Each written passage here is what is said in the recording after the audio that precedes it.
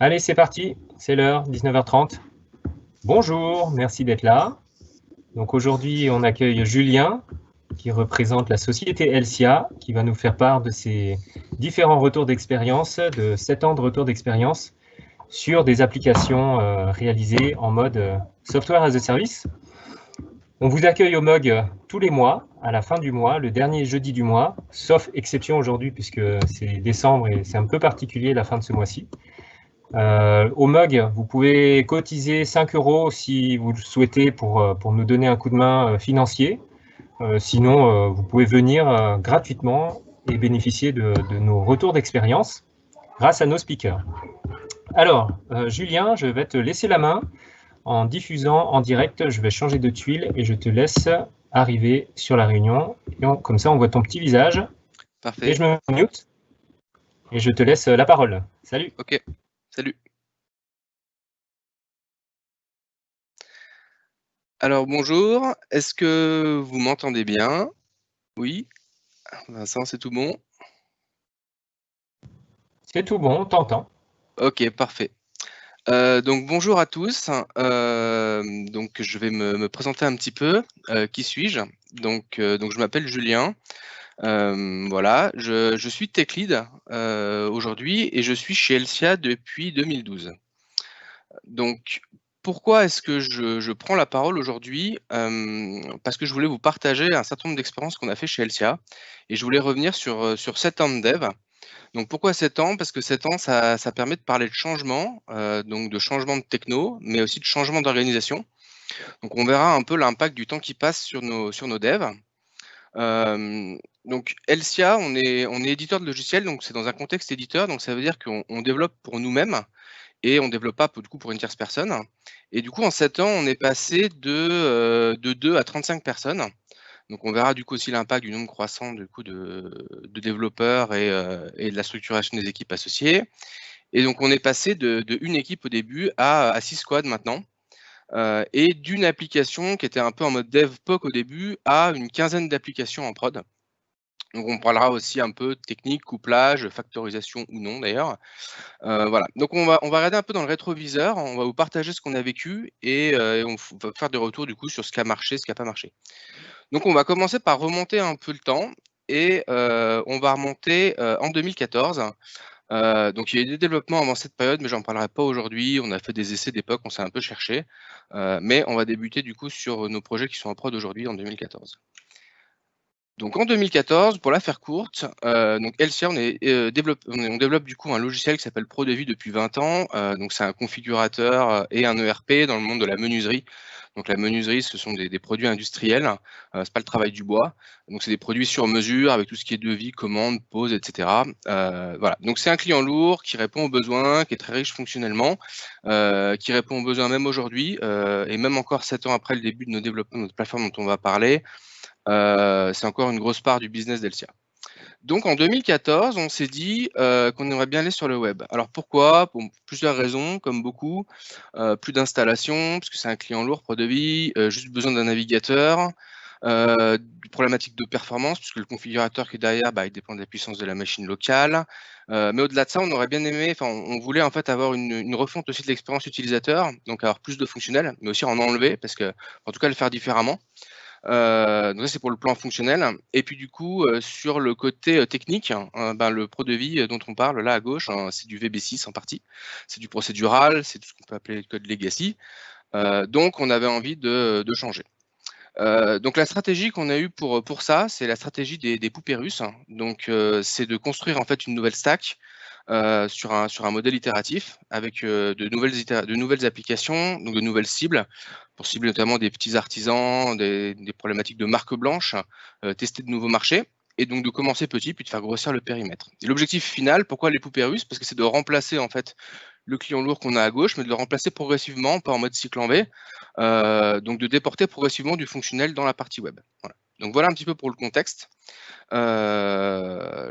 du coup de la stratégie qu'on a débuté en 2014. Donc au niveau de l'organisation, on a commencé en 2014. Alors on parlait pas vraiment de PO, de lead dev, hein, c'était plutôt un dev, un fonctionnel, plutôt inspiré de la méthode XP pour ceux qui connaissent. Donc un binôme technique, une personne technique, une personne fonctionnelle. Et puis au fur et à mesure, on a recruté des devs. Donc on a fait des POC, de la R&D, on a eu aussi des alternants sur les technomobiles. Et on a essayé de faire ça du coup en agile. On a essayé du Scrum, et puis en fait après le Scrum ça nous convenait pas, donc on était plutôt un peu parti sur un mode Kanban, avec du coup un backlog et puis surtout des démos, puisque du coup on n'avait pas de prod à l'époque. Et donc du coup, on est arrivé à un lot de 3 applications web. Voilà. Et ces applications web, elles s'appuyaient sur du code un peu commun qu'on écrivait, ce qu'on appelait les codes Lego, hein. Donc ça va être des tools, des petites briques d'archi, gérer l'authentification, la sécurité. Voilà. Donc ça, c'est ce qu'on a fait pendant à peu près 2 ans. Donc qu'est-ce qu'on peut déjà retenir de ces 2 premières années? Donc ce que je vais vous dire ici, en fait, c'est ce que nous, on en a retiré. Après, à vous de faire le parallèle éventuellement avec ce que vous vivez dans vos équipes, hein, et voir du coup ce que vous pouvez en retirer, hein. Donc déjà, à 2 ans, une équipe, 3 applications, c'est un petit peu la vie de rêve, hein. On est parti from scratch, donc ça veut dire quoi? Ça veut dire qu'on casse tout, on recommence tout, les breaking change, bon, on s'en fiche un petit peu. La vision globalement, on a une vision globale, on a une maîtrise globale, on voit tout, on a une vision à 360. Sur le plan technique, c'est assez facile, hein, puisque du coup on a commencé avec ce qui se faisait à l'époque. Donc à l'époque on a fait c'était du MVC4, on a pris aussi des services en REST, alors c'était du WCF qu'on a migré après, mais voilà. Les déploiements, c'est assez facile, hein, on déployait les 3 applications simultanées, pas de problème de montée de version, pas de problème de versionning. Tout va bien, et puis surtout nos projets étaient isolés du reste du SI, donc c'était assez facile. On a mis en prod un 1er avril 2016. Donc mise en prod dans ces conditions, on a dû un petit peu se chauffer, puisque il y a toujours envie de rajouter une US par-ci par-là. Mais vu qu'on avait assez peu de pression quand même business à ce moment-là, grâce à Prodevie, hein, du coup on a dû se chauffer un peu, et donc on est allé en prod un 1er avril.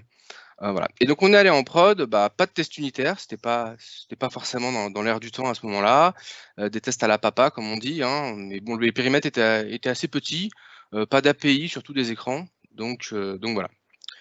Donc qu'est-ce qu'on peut déjà retirer de cette période-là? Ce qu'on peut retirer d'abord, hein, c'est que du coup les interfaces qu'on a fait en termes de code, on a essayé de les faire les plus fonctionnelles possibles. Alors ça paraît assez simple de le dire comme ça, on se dit: «Ouais, on voit ça dans les bonnes pratiques», mais quand on écrit une application, souvent on a une connaissance assez relative du fonctionnel. Et le niveau de maîtrise, y compris fonctionnel, il augmente avec le temps. Et ça, c'est particulièrement vrai sur le fonctionnel. Alors ça va pour le technique, mais c'est vrai sur le fonctionnel. Et donc du coup, on comprend les choses aussi au fur et à mesure. Et donc on voyait pas les choses pareilles au début, de ces 2 ans qu'à la fin. Ce qui fait qu'on a refactorisé aussi régulièrement, de manière à réécrire ces interfaces-là les plus fonctionnelles possibles. Et ça nous a beaucoup aidé, à pouvoir remanier le code facilement et avoir un code qui reste digeste. Voilà. Donc la question un petit peu, c'est, si c'était à recoder, est-ce que je ferais les mêmes interfaces, hein? Donc c'est des questions que vous pouvez vous poser. C'est ça qui permet de garantir que le code, il est fait, de la manière la plus propre possible. Voilà. Ça, c'est la première chose. La deuxième chose, c'est qu'on a fait du coup du code métier agnostique des éléments technologiques. Donc ça, on retrouve ça dans toutes les architectures un peu en couche ou en oignon que vous pouvez voir. Alors pour plusieurs raisons, hein. Le code métier, il va évoluer souvent à un rythme différent, il va itérer plus vite. Et par contre, le code technique, souvent, c'est un peu plus par à coup. C'est le code d'infra, par exemple, qui va évoluer par palier. Donc de séparer ces éléments-là aussi, ça nous a pas mal aidé à pouvoir gérer ces 2 rythmes de vie. Voilà. Le troisième point, c'est que du coup, tout ce qu'on manipulait en interne dans la partie métier, c'est pas ce qu'on a exposé. Alors au début, on les exposait directement dans les petites API qu'on avait. Et puis rapidement, avec les problématiques de prod, on avait besoin de stabilité en sortie et d'avoir plus de souplesse en interne. Donc on les a séparés. Et ça, c'est pareil, ça nous a évité aussi pas mal de problèmes. Un dernier point, c'est qu'on a pris le parti assez rapidement au début de séparer, par défaut les codes qui adressaient des use cases, différents. Alors, dans le monde DDD, on peut parler de contexte borné, par exemple, même en interne dans vos apps, hein, vous pouvez déjà isoler certaines parties. Alors ça, c'est des choses qui ont été beaucoup discutées en interne, les gens étaient d'accord, pas d'accord, mais dans tous les cas de figure, comme on n'avait pas de test, ça nous a permis, aussi d'isoler les régressions. Et quand on commence aussi au début, c'est assez difficile de savoir, ce qui doit être factorisé ou pas, ce qui va évoluer de concert ou pas. Et du coup, le fait de les avoir séparés et de les factoriser après, ça nous a pas mal aidé justement à éviter d'avoir des impacts croisés sur nos devs. Voilà. Sachant que du coup, la réflexion un peu qu'on a de base, hein, quand on a des jeunes sortis d'école, c'est de vouloir un peu tout factoriser, tout hériter de base, par principe, partout. Pour beaucoup, on a été formés comme ça, mais ça ne doit pas forcément être le réflexe premier. Il faut toujours se poser la question de savoir si ça vous sert plus que ça vous dessert. Donc voilà. Donc ça, c'est quelque chose qui nous a aussi pas mal aidé. Donc la factorisation, on peut le lire des fois sur certains articles, hein, elle doit émerger par elle-même. Le deuxième point que je voulais aborder, c'est les problèmes de base de données. Parce que du coup, au début, on est parti sur des procédures stockées, mais on a essayé de minimiser les règles de gestion en base et d'utiliser la base uniquement pour le côté, on va dire, requêtage, etc. Bon, il y a beaucoup de littérature sur le sujet, mais on est même allé un petit peu plus loin. On a essayé de minimiser le schéma parce qu'on s'est rendu compte qu'on passait beaucoup de temps des fois à écrire des schémas et les parties vraiment SQL base de données. Et donc il y a un élément qui était intéressant, je pense, à vous partager aujourd'hui, c'est qu'on utilise une colonne. En fait, on utilise une partie de nos données qu'on stocke sous forme de JSON, qu'on appelle le payload. Donc on a une colonne qui a un varchar max, un payload, et on a une colonne version. Donc ça se représente un petit peu comme ça. Donc ça, il y a des colonnes type JSON qui existent en SQL Server 2017, je crois. Mais même au-delà de ça, dans n'importe quel LGBD relationnel, vous pouvez utiliser ça. Et donc ça, c'est intéressant quand vous avez des données, par exemple, à persister sans requêtage. Si vous voulez juste les stocker et les récupérer après, vous pouvez gérer en fait une sérialisation et une désérialisation par le code. Et sortir du coup cette colonne-là au besoin. Et du coup, ça vous permet d'avoir des bases de données qui finalement sont assez light en termes de schéma et qui sont plus faciles du coup à faire évoluer. Et surtout, vous n'avez pas beaucoup de plus-value à avoir 80 colonnes dans votre table si c'est juste pour stocker et récupérer de l'information. Donc pour vous donner un exemple, notre configurateur métier qui est quand même assez complexe d'un point de vue données, on a 25 tables, mais on pourrait descendre, je pense, à 20 si on voulait épurer un petit peu. Ce qui, au regard de la complexité, quand même c'est un nombre assez petit, quoi. Autre chose intéressante, n'hésitez pas à challenger d'autres formes de stockage. Ça, on a pu le faire. Du code en dur, par exemple, pour stocker des infos. Alors ça, c'est des choses où on n'a pas forcément de réflexe. Mais si le code que vous voulez stocker, en fait, il varie simplement au rythme d'une US et au rythme des évolutions fonctionnelles, rien ne vous empêche de faire une évolution, de faire évoluer votre code et de ne pas forcément mettre ça de base dans une base de données. Autre point, on voit aussi beaucoup de code en configuration. Alors en configuration, souvent c'est plutôt à mettre quand du coup on veut pas avoir à recompiler ou variabiliser en fonction des environnements. Mais parfois on voit quand même des données en configuration qui sont des constantes et qui finalement évoluent jamais avec des kilomètres de web.config ou d'app settings. Et du coup on peut se poser la question de savoir s'ils n'auraient pas leur place plus des fois dans du code ou ailleurs en tout cas que dans des fichiers de config. Voilà. Donc ça, c'était le deuxième point, parler un peu base de données. Un troisième point, c'est que chez Elsia, on aime bien nommer les applications. Donc nommer les applications, c'est un petit peu un jeu chez nous, c'est un concours de nommage interne, c'est défini par les devs. Donc voilà quelques exemples d'applications qu'on a chez nous, le Cerber, Yoda, Picsou, Trébuchet, Hermès, Stargate. Donc c'est souvent un moyen mémotechnique qui permet de savoir en fait de quoi on parle. Voilà. Donc parfois, je ne ferai pas forcément l'explication de tous les nommages, mais bon, il faut assumer un peu des fois le nommage. On a toujours un nommage, on a un projet loto, le moyen mémotechnique, c'était un projet qui a peu de chances de nous faire gagner de l'argent. Personne n'a encore osé l'utiliser, il est un peu sur étagère, mais du coup voilà, ça fait un peu rire les devs et puis ça permet aussi aux nouveaux arrivants de pouvoir savoir un petit peu rapidement quel périmètre est adressé par quelle application. Alors, c'est pas un nommage commercial.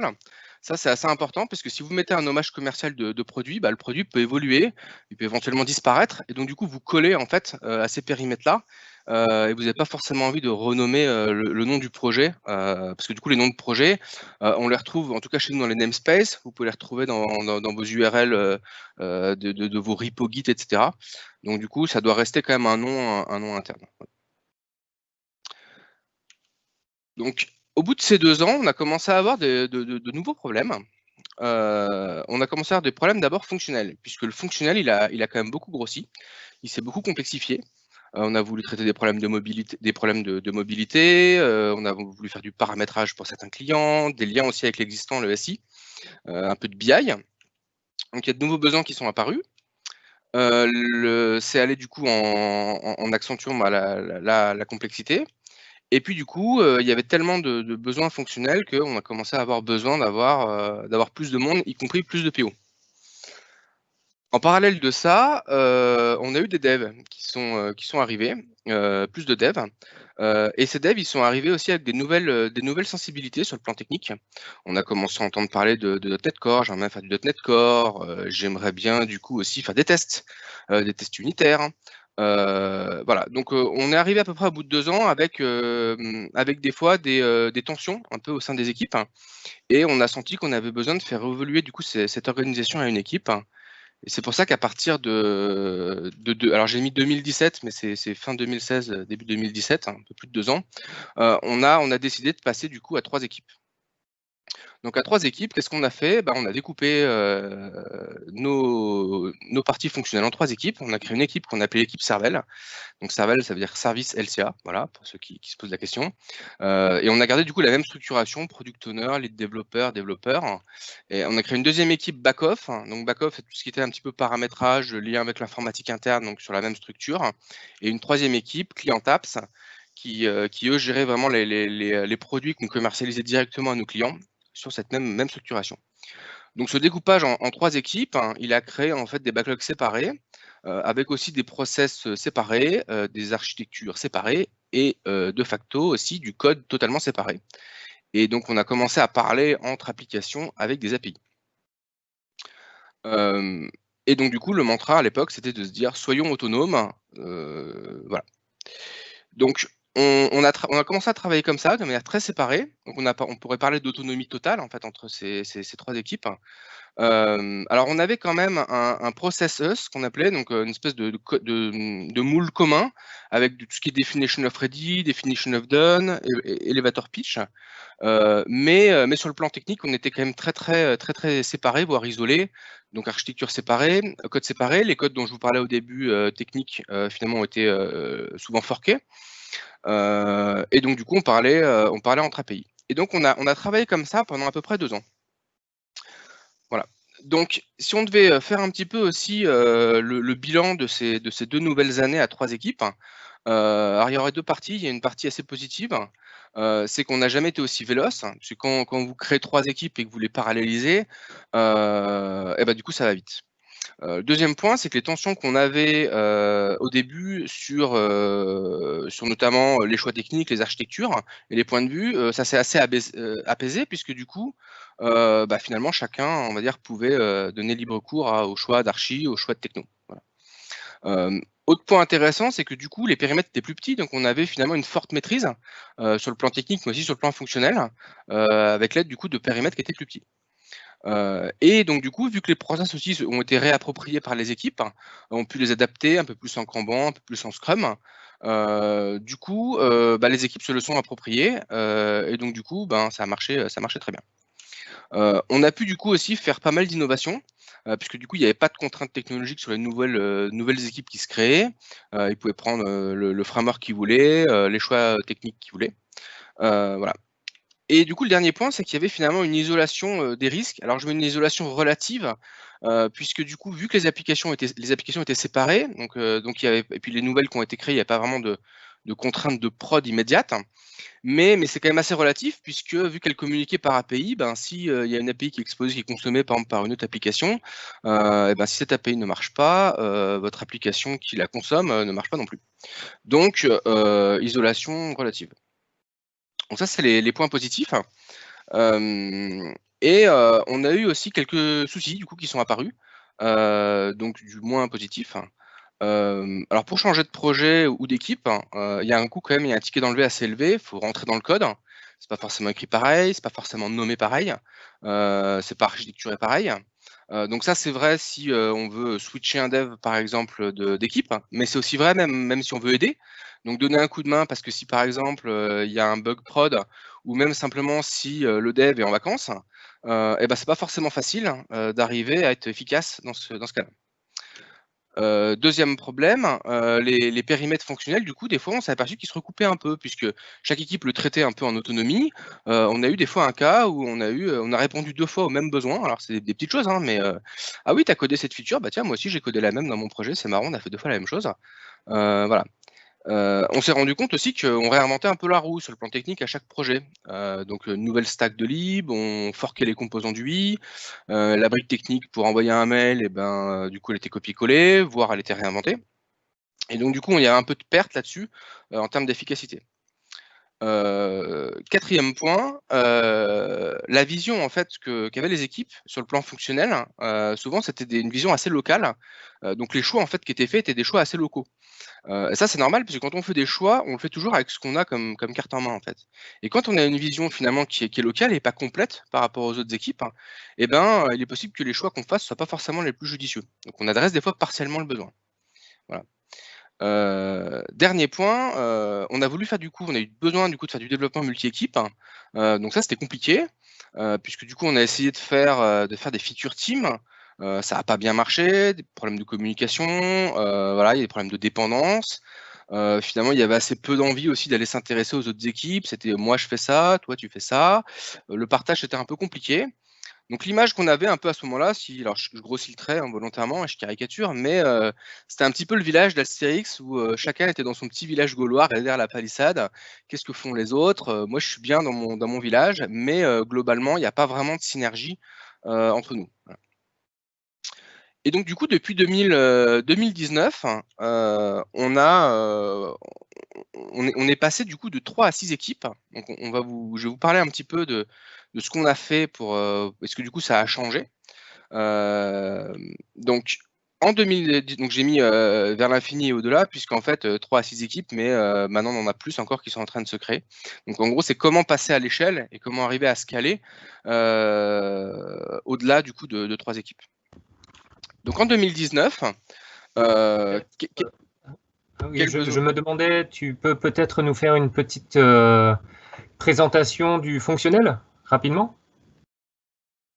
Oui. De ce que vous cherchez à faire avant de partir. Bah justement, ouais. Sur ces parties, lesquelles? Sur ces parties là, en 2019? Oui. Oui, Donc bah donc du coup. fonctionnellement, ce que vous cherchez à faire et pourquoi il y a cette évolution. Oui. Alors fonctionnellement, on avait un produit du coup qui était un produit initial, donc on a un configurateur métier. Ce configurateur-là, on est capable de l'intégrer dans plein de produits différents. Donc c'est des produits, par exemple des ERP, donc il y a des gens qui vont avoir besoin d'adresser de la configuration de produits. Alors la configuration de produits, vu que c'est des produits qui sont sur mesure, c'est des produits qui sont assez complexes à faire. Et donc du coup, nous, notre force, c'est de pouvoir intégrer un configurateur métier dans des gens qui vont déjà avoir des systèmes, mais qui veulent pas faire ce spécifique-là. Et donc du coup, on a plusieurs axes en termes de business. Le premier, c'est d'intégrer ce configurateur-là, ce qu'on appelle en marque blanche, donc chez des gens qui ont déjà des suites logicielles. Ça peut être du client lourd, ça peut être du web. Mais on a aussi du coup une autre partie de notre activité où on développe des logiciels qu'on commercialise nous-mêmes. Donc le premier qu'on a développé, qu'on a mis en prod en 2016, c'est un produit qui s'appelle MyPricer. Donc c'est un produit qui fonctionnellement permet, via des mécanismes d'invitation par email, d'être invité par un industriel pour pouvoir configurer des produits. Donc ça s'adresse aux professionnels. Donc par exemple, vous allez avoir un revendeur de menuiserie, par exemple un monsieur, madame, qui a une petite boutique, qui du coup veut travailler avec un fabricant français X ou Y. Le fabricant français va lui envoyer une invitation par mail, il va se créer un compte, il va se connecter, et sur cette plateforme-là en ligne, il va pouvoir utiliser notre configurateur et du coup configurer des produits et en appuyant sur un bouton, être capable de passer des commandes chez les industriels et se faire livrer du coup les produits. Et ça, il le fait directement en ligne avec notre plateforme web. Donc ça, c'est à peu près le périmètre qu'on avait en 2016. Quand on a avancé dans le temps, on a voulu du coup sortir des produits parce que du coup là, c'est les industriels qui les distribuent. Donc nous, nos clients, ce sont les industriels. Donc on a voulu adresser d'autres périmètres. Première chose, on a voulu adresser directement des revendeurs à qui on allait vendre nos produits. Donc on a sorti un produit qui s'appelle le Produit Start, qui est la version très très allégée du client lourd dont je vous ai parlé au début.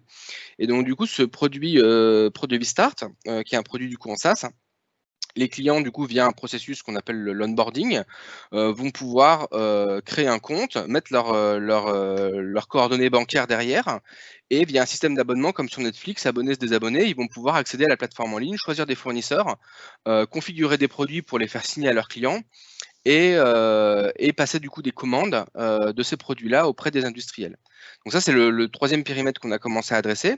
Et puis après, ça s'est complexifié un peu sur le plan fonctionnel, puisque on a racheté du coup une société qui s'appelle Lysia, qui est notre filiale maintenant, qui est basée à Tarbes. Et eux, ils font de la production de produits. Donc il a fallu s'interfacer avec eux pour pouvoir gérer tout ce qui est commande, ordre de fabrication. Ça, c'est une première chose. Une deuxième chose, c'est on a des partenaires maintenant. Donc, on est partenaire notamment avec une société qui s'appelle Ramasoft. Et eux, ils font de la configuration 3D. Donc, on a eu des besoins de pouvoir, on s'est dit, bah, ce serait super si on pouvait intégrer dans nos produits de la génération 3D temps réel de produits, de manière à pouvoir avoir autre chose qu'un croquis sur un devis. Voilà, on a commencé à rajouter, on s'est dit, bah, du coup, maintenant, on peut faire de la réalité augmentée. Donc, on est en train de travailler sur les sujets de réalité augmentée. En parallèle de ça, on a aussi beaucoup de besoins, vu qu'à la base, on était très isolé du SI, sur notre informatique interne, être capable de facturer ses clients, être capable de rendre modulaire du coup des abonnements. Donc ça, c'est des choses sur lesquelles on essaie d'aller. Autre plan fonctionnel, on a développé une application mobile. Donc le scénario, ce sont des gens qui, donc si demain vous voulez changer vos fenêtres, vous allez avoir par exemple un artisan qui va venir chez vous, et puis du coup il va prendre des notes en fait sur votre besoin. Il va prendre en photo vos murs, je voudrais changer telle fenêtre, telle porte-fenêtre, telle porte de garage. Il va prendre des notes, il va préparer en fait son devis, et quand il arrive chez lui, sur sa plateforme en ligne, il va pouvoir du coup retrouver toutes ces infos là qu'il a saisies sur la partie mobile, et être capable de pouvoir dans le produit créer des devis et reprendre toutes ces informations là dans la partie configuration. Voilà. Donc voilà un peu les périmètres qu'on adresse. Et là, bon, j'en parlerai un petit peu sur la fin, mais on a aussi d'autres enjeux. On a des partenaires, on voudrait intégrer d'autres types de configurateurs un peu hétérogènes. Ça, c'est des premiers besoins. On aimerait bien aller beaucoup plus loin sur la 3D. Voilà. Donc on a encore pas mal de besoins. Et puis on aimerait bien aussi intégrer, c'est des choses qui vont arriver, mais le client final, parce qu'aujourd'hui on fait du B2C, du B2B, pardon. Mais on aimerait bien que si demain, par exemple, vous allez changer vos fenêtres, vous puissiez recevoir votre devis par email, le voir en ligne, éventuellement échanger avec la personne qui vous l'a fait, le signer électroniquement, enfin ce type de besoin-là. Et aujourd'hui, on n'intègre pas du tout le client final dans nos logiciels. Donc ça aussi, ça fait partie des enjeux qui arrivent du coup dans les éléments à venir. Voilà. Je ne sais pas si ça répond aux questions, en tout cas sur le périmètre fonctionnel. Oui, merci. Voilà. Donc c'est aussi pour adresser du coup tous ces nouveaux besoins qu'on a eu besoin du coup de passer à plus d'équipes. Donc on a de la mobilité, on a de la 3D, on a de la réalité augmentée, on a du back-office. Notre configurateur métier aussi s'est beaucoup complexifié. Voilà, donc ça fait quand même pas mal de périmètres. On voudrait aussi pouvoir donner aux industriels la main pour qu'ils puissent gérer eux-mêmes tout ce qui est libellé, tarification. Ça, c'est aussi des besoins. Et du coup, on a aussi des besoins. On est en train d'aller à l'international, donc pour du coup traduire toutes nos applications dans différentes langues. Donc voilà, il y a aussi du coup des plateformes d'aide en ligne, etc. Voilà, il y a pas mal de choses. Donc à partir de 2009, on a eu besoin, je vais continuer, hein. On a eu besoin du coup de passer du coup sur un modèle en fait à plus d'équipes que 3. Et donc du coup en 2019, on a eu beaucoup de fonctionnels qui a commencé à arriver. Et donc du coup, il fallait gérer du coup les priorités. Donc des priorités à la fois techniques, puisque du coup, on avait des stacks un peu qui commençaient un petit peu à vieillir, mais aussi du coup des sujets qui arrivaient au niveau business, mais qui n'étaient pas forcément immédiats. Donc quand est-ce qu'on les met, comment on les entame, dans quel ordre. Donc des problèmes aussi d'ordonnancement. Et puis pas mal de fonctionnels qui étaient un peu fractionnés. Il y en a un petit peu dans l'équipe A, un petit peu dans l'équipe B, un petit peu dans l'équipe serveur, un petit peu dans l'équipe back-office. Et ça, on savait que déjà, c'était pas forcément simple dans ce qu'on était arrivé à faire auparavant. Voilà. On avait besoin de faire des économies d'échelle, parce qu'en multipliant les équipes, on n'avait pas envie de réinventer la roue à chaque fois. Un peu de cohérence aussi technique transverse pour des problématiques de dette. Finalement, en fait, ce qu'on voulait, c'était à peu près tous regarder dans la même direction, sur le plan fonctionnel, mais aussi sur le plan technique, et s'assurer qu'on arrive bien là où au but qu'on aimerait atteindre. Et en fait, on s'est rendu compte que ce qu'on avait besoin et ce qui nous manquait un peu, c'est qu'on avait besoin du coup d'alignement.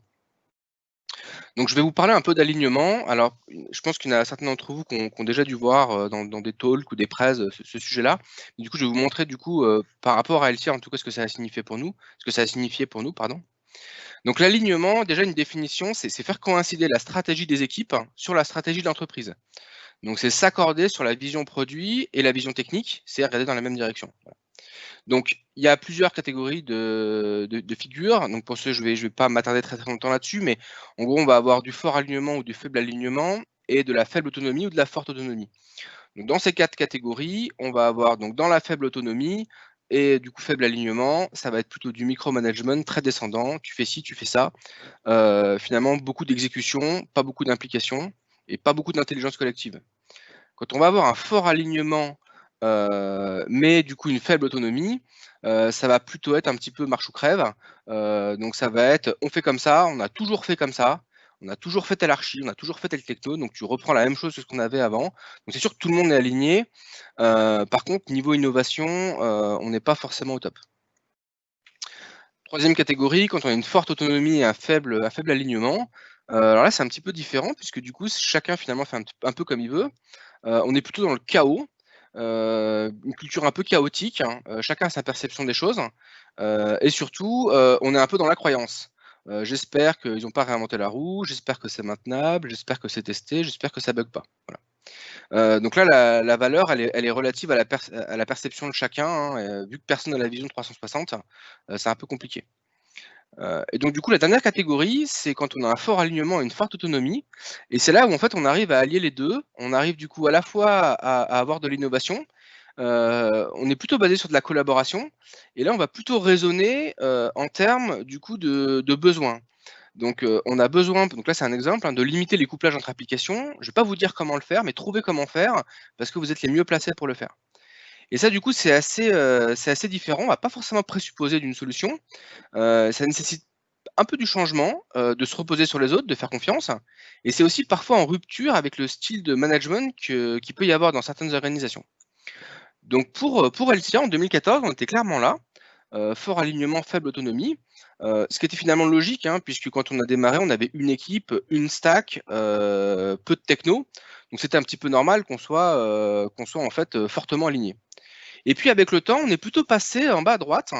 C'est-à-dire que le fait d'avoir séparé en 3 équipes, on a perdu un peu cet alignement. Et donc du coup, ça c'est à peu près en 2016. Et donc du coup, en 2020 et 2021, ce qu'on essaie de faire, c'est de tendre plutôt vers une forte autonomie, en gardant du coup ce fort alignement. Voilà. Donc on va parler un peu d'alignement et donc du coup, je vais vous présenter un peu ce qu'on a commencé à essayer de faire. Donc ça, c'est assez empirique. Donc c'est vraiment des retours d'expérience qu'on a mis en place chez LCA. Je ne sais pas si c'est adapté éventuellement à vous ou pas. Ce sera à vous de faire le tri. Donc déjà, la première chose qu'on a fait, c'est qu'on a créé des postes transverses. On a créé un poste de product manager et de tech lead. Voilà. Donc ces postes-là, ils avaient du coup comme but, hein, déjà d'avoir un but de facilitateur. Donc d'organisateur, organiser les sujets transverses, faire parler un peu les gens entre eux, mettre de l'huile dans les rouages, organiser un peu des partages des REX. Le deuxième objectif, c'était du coup d'avoir la vision en amont, donc d'avoir la vision un peu 360 justement qui nous manquait, et de pouvoir du coup la redescendre dans les équipes. Donc ça c'est valable sur le plan technique, mais aussi sur le plan fonctionnel. La troisième partie, c'était du coup de définir cette roadmap, donc c'était plutôt une co-construction, et puis de l'orchestrer de manière à ce qu'on puisse bien répartir les sujets entre les différentes équipes, de manière à ce qu'on puisse répondre en temps et en heure et dans le bon ordre en fait des devs pour atteindre le besoin qu'on souhaitait atteindre. Du coup, il y a eu un vœu pieux aussi, hein, qui continue, c'est de favoriser du coup l'alignement. Donc c'est aussi de voir que par rapport au petit village gaulois, finalement on n'est pas tous si différents, on a tous à peu près les mêmes besoins, de favoriser du coup l'alignement, l'entraide et les synergies. Voilà. Donc on a arrêté de parler d'équipe, parce qu'avant c'était plutôt mon équipe, ton équipe. On a commencé à parler de squad pour dire que finalement on est une seule équipe et puis on est simplement redécoupé en dessous en squad. Voilà. Question de faire quelques retours d'expérience déjà sur ces postes transverses. Donc déjà, ça a permis aux product owners et aux lead développeurs de ne pas avoir à porter la vision 360, notamment la vision avant-vente. Donc du coup, on ne peut pas leur dire, bah voilà, t'as pas pensé à tel cas de figure dans tel autre sujet auquel tu n'as jamais entendu parler. Donc finalement, ça les soulage un petit peu de pouvoir se focaliser sur des périmètres qui correspondent bien au périmètre des applications qu'ils traitent. Ça, c'est la première chose. La deuxième chose, c'est que du coup, ça a quand même aidé à pas mal piloter la roadmap, qui était un petit peu plus compliquée à gérer avant. Ça a apporté de la cohérence aussi sur tout ce qui est moyen-long terme, puisqu'effectivement, on était capable de pouvoir beaucoup mieux anticiper les sujets, que ce soit les sujets techniques ou les sujets fonctionnels, mais aussi détecter les incohérences entre les entre les squads, par exemple, des directions qui s'opposaient un petit peu, ou du moins qui avaient du mal à converger. Ça a permis aussi de pouvoir, et ça a surtout demandé de faire confiance. Et ça, c'est un sujet qui est un sujet humain qui est en fait assez difficile puisque c'est dans les 2 sens. Ça veut dire qu'il faut à la fois qu'il y ait une confiance qui se construise entre les product owners et le product manager, mais aussi entre les lead dev et les tech lead, puisque du coup, il faut avoir confiance en tant que tech lead, par exemple, dans la pertinence des solutions que vont mettre en place les squads. Et puis du coup, à la fois, il faut aussi que les devs ou les PO aient confiance dans ces postes transverses, sur les remarques notamment, parce que du coup, leur portée des connaissances, des fois, est parfois pas complète. Et donc, du coup, il peut y avoir des remarques du coup, tout à fait pertinentes, même si on n'a pas forcément de visibilité sur ça. Voilà. Dernier point, ça a permis aussi de pouvoir conserver une certaine forme d'équilibre entre le technique et le fonctionnel sur le tenant et aboutissant des choix, notamment sur les problématiques de création de dettes techniques ou les chantiers techniques importants. Ça, du coup, ça nous a pas mal aidé aussi. Autre chose que du coup on a mis en place il n'y a pas très très longtemps, c'est qu'on a créé un guide du développeur. Donc un guide du développeur, en fait, c'est plutôt un framework de pratique. Donc c'est un guide de plutôt ce qu'on attend d'un point de vue qualité chez LCA. Donc tout ce qui est communication entre applications, des garde-fous, des bonnes pratiques. Première chose déjà, c'est que ça ne doit pas être un frein, ça doit être quelque chose qui aide du coup les squads. Donc pour ça, dedans, on a mis des règles donc il y a des règles obligatoires et des règles optionnelles. Donc des règles obligatoires, on va plutôt avoir des garde-fous, par exemple, tester vos applications, non-régression, des bonnes pratiques et un nommage fonctionnel par exemple. Puis après, il va y avoir des règles optionnelles. Donc les règles optionnelles, c'est plutôt des manières de faire qu'on a trouvées intéressantes, des points de vue partagés par plusieurs, mais qu'on ne souhaite pas forcément imposer. Voilà. Et ces règles, par exemple, excuse-moi, ces règles, tu les implémentes dans un SonarCube ou par exemple ou... Alors ça, donc pour l'instant, donc là le projet SonarCube, donc on a le projet de mettre du coup Sonar dans toutes les applications. On les Oui. a pas encore. Donc après, j'en parlais. Pour l'instant, on a créé juste un rituel, on va dire, qui nous permet de pouvoir discuter de ces points-là et simplement de les lister. Mais le sujet de la qualité, on va dire, avec des métriques comme Sonar, c'est un sujet qui est en train d'arriver. On n'a pas encore mis ça en prod, en pratique. Ça marche. Autre question, du côté des squads, donc une équipe avec plusieurs squads, comment tu le représentes dans, par exemple, Azure DevOps? Tu as des démos possibles ou des slides? Alors là, j'en ai pas comme ça. Donc grosso modo, alors ça, c'est pareil, ça a un petit peu évolué. Souvent, on va avoir un projet dans Azure DevOps dans lequel on va retrouver plusieurs repos Git. Donc dans ce projet-là, on va retrouver le backlog souvent de la squad et différents repos qui vont correspondre à chaque application. Sachant qu'il y a des squads en fait qui sont plutôt en mono-repo avec un découpage plutôt voilà, dans le Git des différentes applications. Mais souvent, on a plutôt un repo par appli et un projet du coup de squad en fait, au sens DevOps, dans lequel on va avoir les CI, les CD et les repos. Ok. Donc voilà, donc c'est ce guide du dev, donc s'il est co-construit avec les devs, c'est quelque chose qui doit vivre. Il ne faut aussi pas hésiter à enlever des choses si ça nous embête. C'est pas forcément une bible gravée dans le marbre. Voilà. C'est aussi intéressant parce que du coup, pour les nouveaux devs qui arrivent, du coup, c'est intéressant d'avoir du coup un point, on va dire un point d'entrée sur le plan de la qualité. Et donc du coup, ce qui est aussi intéressant par rapport à ça, c'est que on a décidé que ces règles-là, notamment les règles obligatoires, s'appliquent que pour les nouveaux développements, puisque du coup, sur le côté rétroactif, c'est toujours beaucoup plus délicat et le ROI est du coup toujours un peu à justifier. Voilà. Et donc du coup, les lead dev qui aussi participent activement à ce guide sont garants dans l'application d'en faire à la fois la promotion et de vérifier aussi via des reviews, des pull requests, que du coup, ce soit concrètement appliqué. Donc si on veut faire un petit rex sur ce guide du dev, la première chose, c'est que déjà, ça donne quand même un cadre qui est globalement compris et globalement appliqué. Ce qui est un petit peu plus compliqué, c'est que faut arriver quand même à le faire vivre. Donc souvent on arrive à faire une V1, mais tout le monde l'a pas forcément en tête au quotidien. Donc ça c'est pareil, c'est des réflexes qu'il faut un peu promouvoir. On parle quand même, alors le faire évoluer c'est encore plus dur, hein, on parle d'un document Word à des devs. Donc du coup voilà, avoir envie de s'y pencher, de se confronter un peu aux autres, c'est pas forcément simple. On s'est aperçu que la valeur elle est souvent faible pour tout ce qui est rétro-application des règles. Par exemple, si à un moment donné, on a décidé de dire tous les nouveaux devs ont des tests unitaires, ce qui n'était pas le cas au début chez Elsia, c'est toujours très compliqué. On ne va pas aller dire aux équipes, vous prenez 6 mois, vous mettez des TU partout dans du code qui ne bouge pas. Donc il faut vraiment se poser la question du ROI, est-ce que le code bouge, est-ce qu'il ne bouge pas, est-ce qu'on a des problèmes avec ou pas, pour voir si on décide de s'appliquer ces règles-là et quelle valeur on en retrouve. Voilà.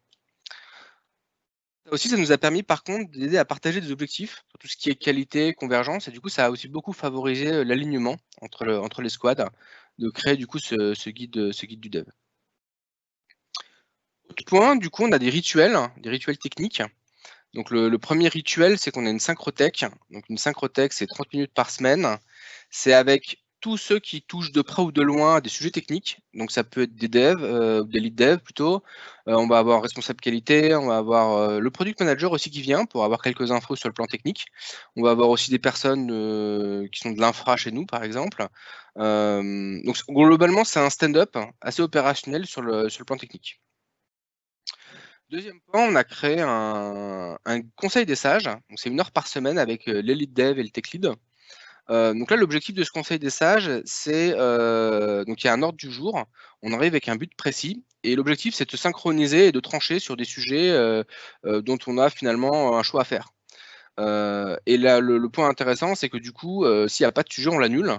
Donc c'est vraiment là pour gagner du temps, éviter de s'envoyer des mails, de se croiser en point à point avec 1 ou 2 personnes et de perdre du temps sur ces sujets-là et surtout d'avoir des visions aussi des fois qui ne sont pas forcément alignées les uns avec les autres. Et si du coup il y a des sujets qui du coup méritent d'être creusés, des POC, des études, etc., éventuellement on se les répartit, quelqu'un le traite et restitue en fait lors du conseil des sages pour trancher. Donc on a mis lead dev et tech lead, mais en fait c'est pas limitant, hein, ça peut être n'importe qui du coup a des compétences pour traiter un sujet et à trancher.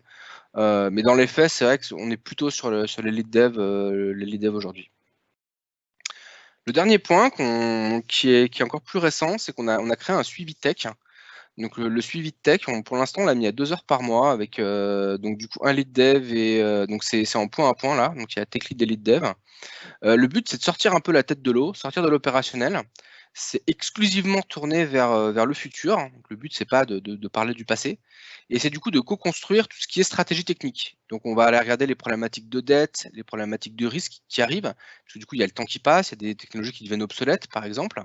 Ça va être le type de sujet qu'on va traiter ici. Et ça, du coup, ça a deux buts, hein, ce suivi tech. Le premier, c'est de donner de la visibilité au lead dev. Donc, ça permet aussi de pouvoir donner du feedback sur les autres suivis tech, tout ce qui est le business qui va arriver, un peu la vision technique et voilà. Et le deuxième objectif, ça va donner aussi de la visibilité au tech lead. Sur les choix techniques, voilà, on a fait tel choix, on va vers tel techno, on a telle problématique en ce moment à traiter au sein de notre squad. Est-ce que du coup tu connais des personnes, qu'est-ce que tu en penses, etc. Donc ça permet d'avoir un échange dans ça, et puis du coup, ça permet aussi quelque chose de très important, c'est que ça évite que le tech lead, on ait un peu l'effet de tour d'ivoire. Pour ceux qui connaissent, l'effet de tour d'ivoire, c'est le tech lead qui est en haut de sa tour et qui pense bien connaître tout ce qui se passe et est très pertinent, et en fait il est complètement à côté de la plaque parce qu'il est très déconnecté de l'opérationnel. Et ça aide beaucoup à être au contact en fait pour le tech lead qui souvent a pas forcément la même compréhension et la même finesse dans la compréhension de l'opérationnel, de garder du coup ce contact-là auprès du terrain. Autre point qu'on a créé, on a créé un rôle qu'on a appelé le rôle commando.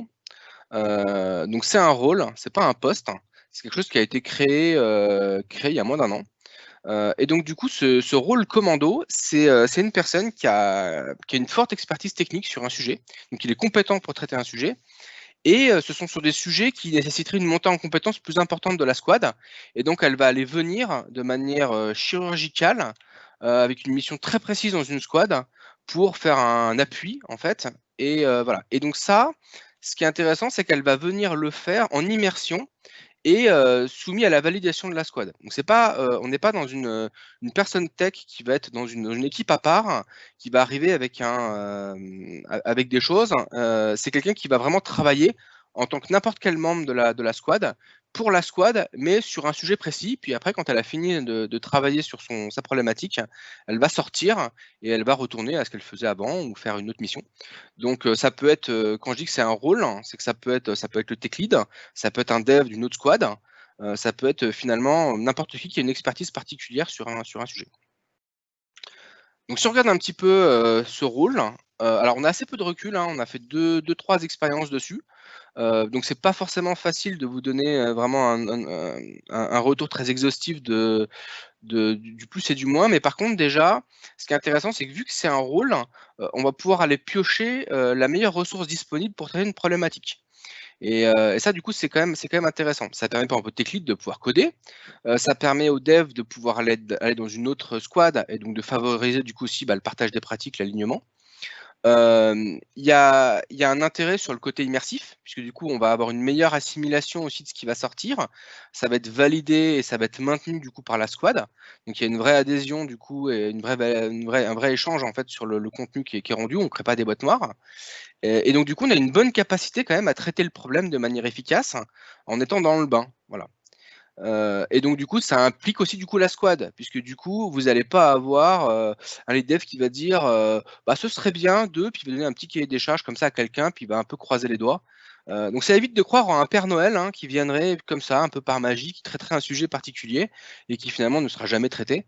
Et ça permet quand même de pouvoir avancer avec une forme d'efficacité et une réponse opérationnelle. Donc ça, c'est pour le rôle commando. Autre point, on a commencé à avoir un framework commun. Alors ça, c'est quelque chose qu'on avait déjà essayé du coup en 2015-2016 au moment des 3 équipes.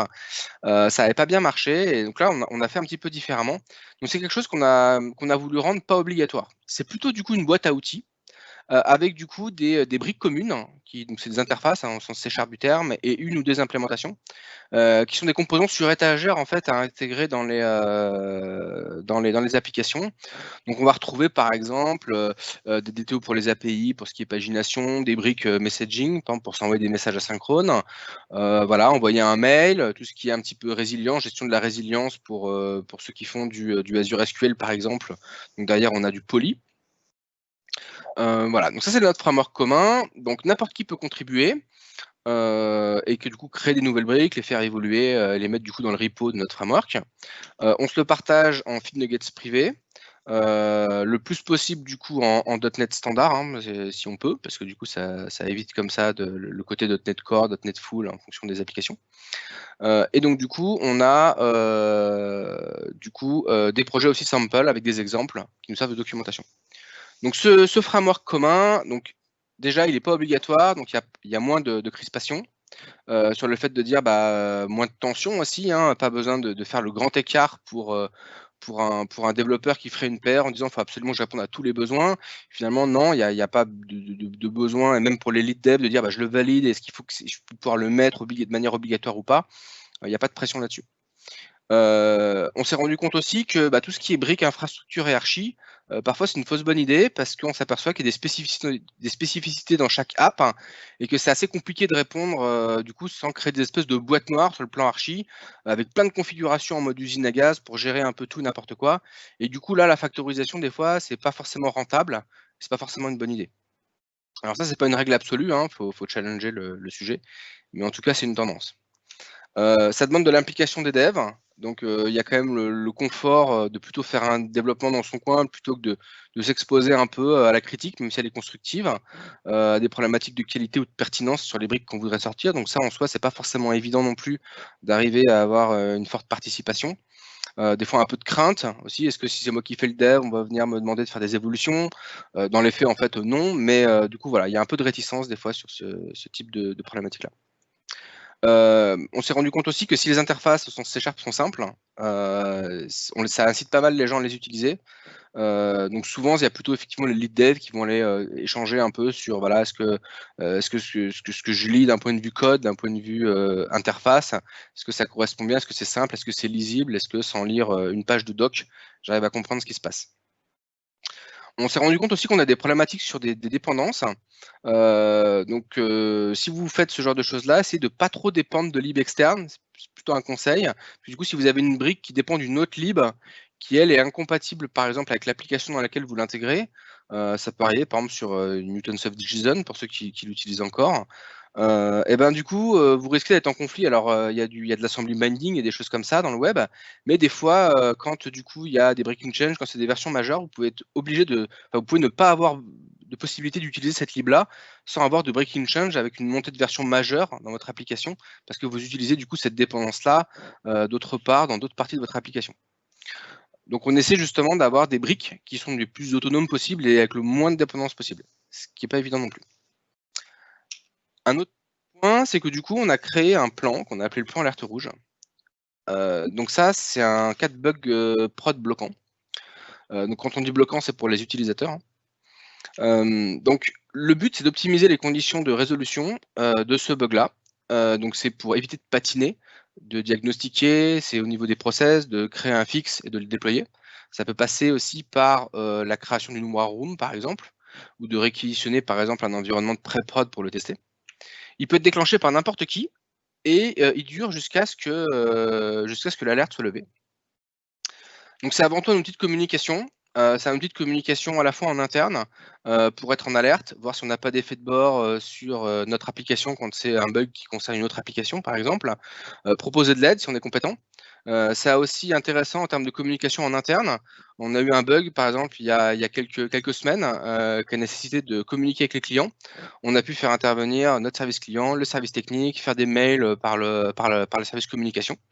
Et ça permet aussi de faire comprendre à tout le monde que la priorité, elle est élevée et que du coup, peut-être que notre poker planning qu'on avait aujourd'hui, on va peut-être le reporter. Un autre point, c'est que du coup, en 7 ans, on a du coup des problématiques de code legacy. Et donc du coup, il faut qu'on continue à faire vivre notre code existant. Donc on a parlé des nouvelles squads qui se formaient, des nouvelles applications, mais on a quand même du code qui existe. Donc comment on a fait pour gérer la croissance fonctionnelle de notre code? Donc quand on commence un projet, on est à peu près tout seul, on a un certain niveau de compétences, comme je disais au début, de compréhension fonctionnelle et technique. On a un périmètre fonctionnel en général qui est pas très violent au début. On fait un certain nombre de choix. Donc là, voilà, admettons qu'à un instant T, on commence par faire un .NET 4, notre application. Mais donc du coup, on fait un choix à un moment donné, qui dépend souvent de l'état de l'art, des pratiques, des expériences à un instant T. On écrit une super belle archi. Elle est bien organisée, elle est from scratch, elle est bien alignée. Et puis après, il se passe du temps. 1 an, 2 ans, 3 ans. Et là, qu'est-ce qui se passe? Souvent, l'équipe, elle grossit. Vous avez un périmètre fonctionnel qui devient de plus en plus complexe. Vous avez des choix du coup aussi à faire, un peu de pression. Par contre, vous êtes toujours sur souvent vos technos d'origine. Et puis là, vous vous dites que si on devait recommencer, on referait peut-être pas comme ça, que le code il est pas forcément fantastique, que vous avez dû faire des compromis. Et du coup, vous avez un problème, puisque parfois votre archi, elle ressemble à ça. Donc elle ressemble à ça, ça veut dire quoi? Ça veut dire qu'il y a plus de code, ça veut dire que c'est plus aussi aligné qu'au début. Alors, des fois, c'est pas forcément volontaire, ça peut être par méconnaissance, si vous avez des juniors, par exemple, qui arrivent, ou des gens qui connaissent pas bien les périmètres fonctionnels. Vous n'avez pas vu des fois des impacts dans le code. Vous avez des fois des petites problématiques, oui, il faut livrer, voilà, donc petit clin d'œil au quick win, pour ceux qui connaissent. Le fameux quick win qui se transforme en faire un gros trait un peu sale entre 2 bouts de code de votre application que vous n'avez pas forcément envie de faire, mais bon, vous n'avez pas trop envie de dire non, donc vous faites ce fameux quick win qui est un peu sale. Vous avez aussi, je ne sais pas si vous voyez, mais des fois des petits vortex, des petites boîtes noires, donc du code qui a été écrit, le dev est parti, il n'a pas été commenté, le dev il est compliqué ou il est soumis aux régressions. En tout cas, personne ne veut y toucher, c'est l'US que personne ne veut faire. Donc voilà, des fois votre code ressemble à ça.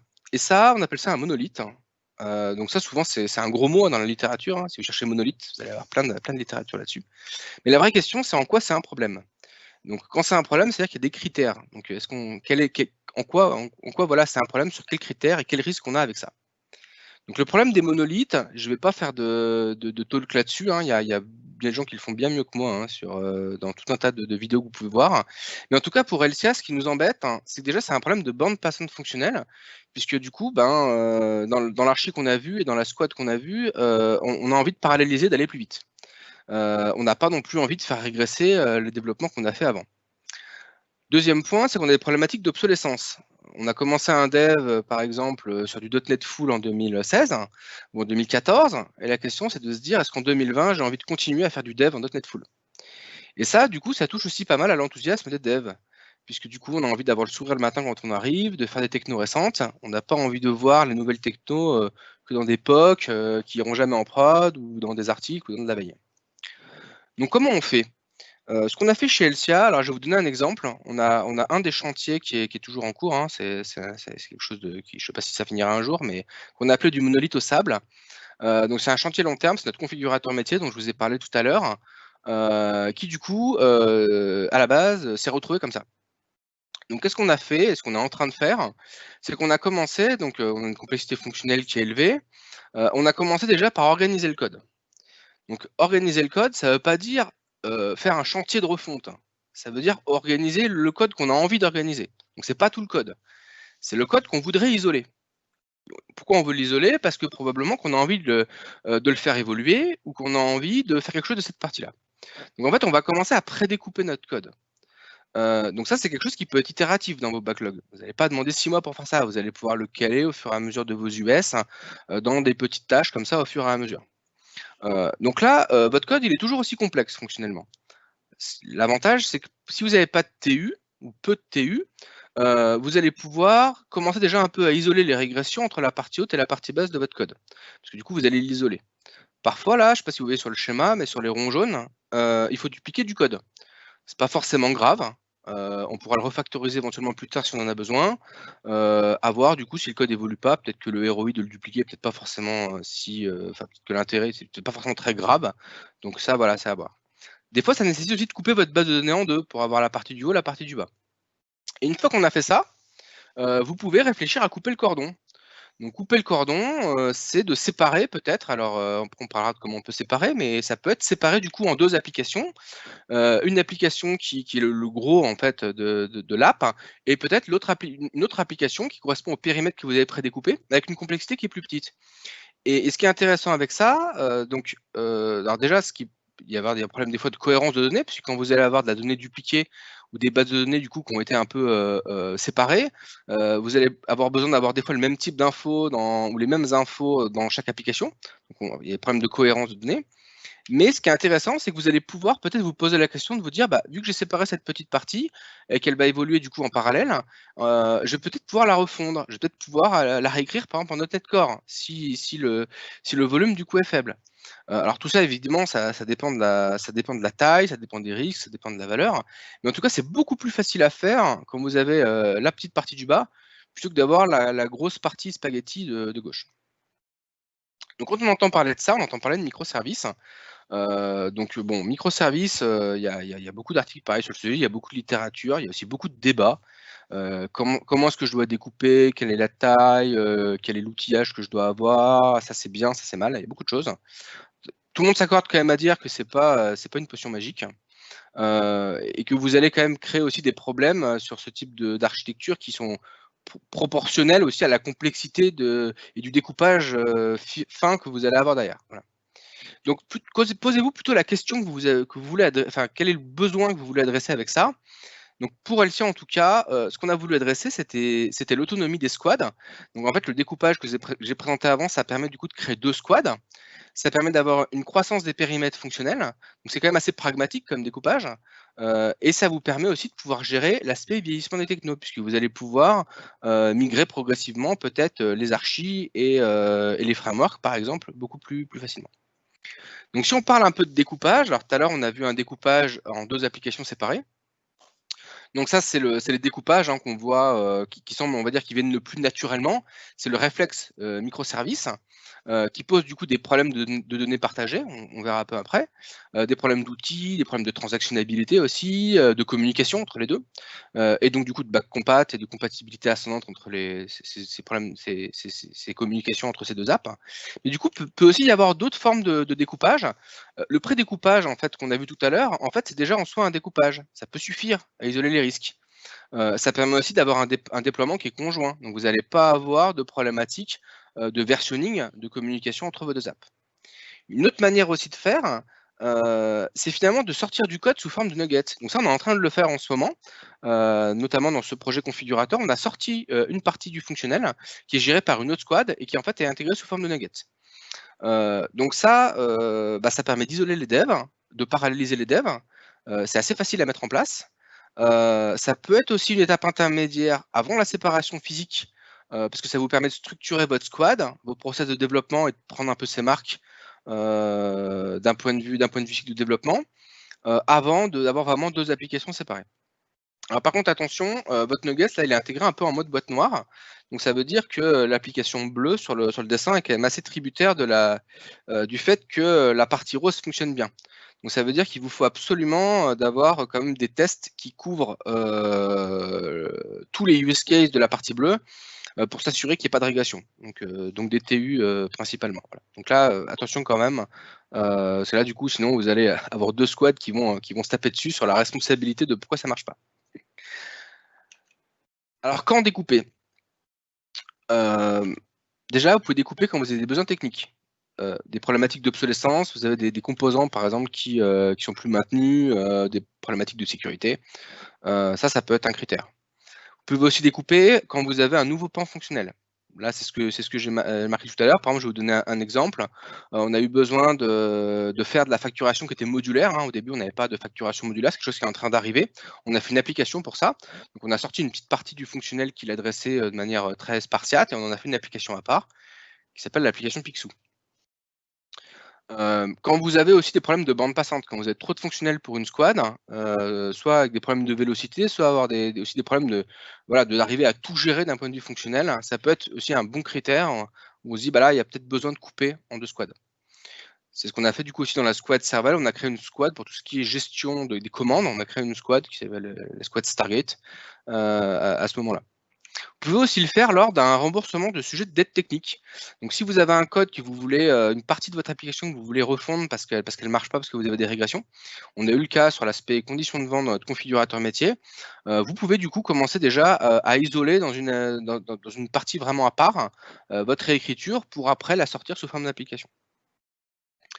Alors la question c'est, donc là on a parlé un peu de quand et comment on peut mettre le coup de ciseau. Donc la question c'est où est-ce qu'on met le coup de ciseau dans l'application? Les pointillés dont j'ai marqué tout à l'heure. Donc ça, c'est pas forcément une question simple. Depuis cet été, on a commencé à faire des ateliers d'event storming. Et ça, ces ateliers d'event storming, on l'a fait sur toutes nos applications. Et ça a permis déjà de pouvoir s'aligner sur les périmètres et aussi de commencer à réfléchir à des frontières stables entre les applications. Ça permet aussi d'avoir une modélisation assez fonctionnelle de ce qui se passe et un peu une big picture de ce qui se passe dans vos systèmes. Donc voilà à peu près ce que ça a donné. Donc on a fait ça sur du papier avec des post-it. Ça c'était l'été dernier, donc c'est vraiment sur toutes nos applications, sur notre existant. Depuis, on a réitéré l'expérience alors dans un autre cas de figure pour pouvoir adresser du nouveau fonctionnel. Et ce nouveau fonctionnel, notamment, il faisait intervenir des métiers très différents chez Elsia. Parce que du coup, il y a une notion chez Elsia qui s'appelle des bibliothèques. En gros, c'est les bibliothèques de prix qui contiennent en fait les règles de gestion et les tarifications des produits qui sont commercialisés par les industriels. Et ça, en fait, ce cycle de vie de cette bibliothèque, elle fait intervenir des ADV, des ingénieurs métiers, des commerciaux aussi, des formateurs, le service client pour savoir qui a accès à quoi, la hotline, etc. Et ça, du coup, ça a permis notamment de pouvoir avoir une bonne vision de ce qu'on voulait adresser en termes de fonctionnel, en faisant intervenir des métiers très différents et pas que des gens du service produit.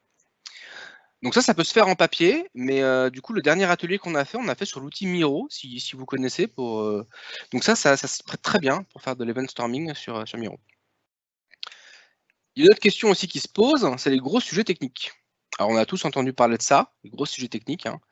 Les gros sujets techniques, c'est des sujets qui sont trop gros, trop coûteux, trop risqués, il y a trop d'équipes qui sont impactées, ou alors c'est pas impossible, mais bon, c'est compliqué. On a tous entendu ça.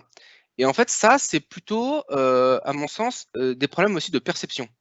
Parce que si le sujet arrive sur la table, si vous le posez sur la table, ce sujet, c'est que vous y voyez un intérêt. Et cet intérêt-là, il n'est pas forcément perçu par les personnes que vous avez en face. Donc c'est aussi un problème de valorisation de ce sujet. Et c'est là où on va rentrer dans expliquer pourquoi il faut faire telle ou telle chose. Donc c'est aussi de la communication. Donc, comment les traiter ces gros sujets? Donc, chez Elsia, alors c'est une manière, en tout cas, qu'on essaye de faire, c'est d'arriver déjà avec 2 parties, quand on a ce type de problème-là. La première partie, c'est ce qu'on appelle l'étoile polaire. Donc l'étoile polaire, c'est de définir la cible qu'on veut atteindre. Et déjà, ça peut paraître simple, mais en fait, c'est pas forcément si évident, puisqu'il faut arriver avec quelque chose du coup de pertinent et avoir avec la valeur la plus adéquate possible. C'est pas l'occasion de se dire: «Bah, quitte à faire un chantier technique, on va mettre tous nos rêves les plus fous dedans», non, il faut se poser la question et prouver que, ce que vous voulez atteindre, la valeur, elle est là et elle est là pour telle raison. Et une fois que vous, du coup, vous avez cette étoile polaire, c'est de réfléchir du coup à une stratégie pour y aller.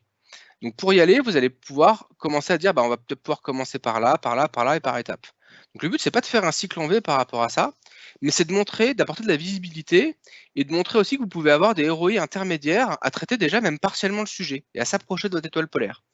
Et ça, du coup, c'est intéressant parce que ça va permettre de pouvoir prouver que ce que vous faites, hein, c'est pas pour se faire plaisir sur le plan technique, c'est pas l'occasion de placer un sujet, mais qu'il y a une vraie idée derrière et que ça répond vraiment à des besoins, même s'ils sont techniques et que du coup, c'est valorisable.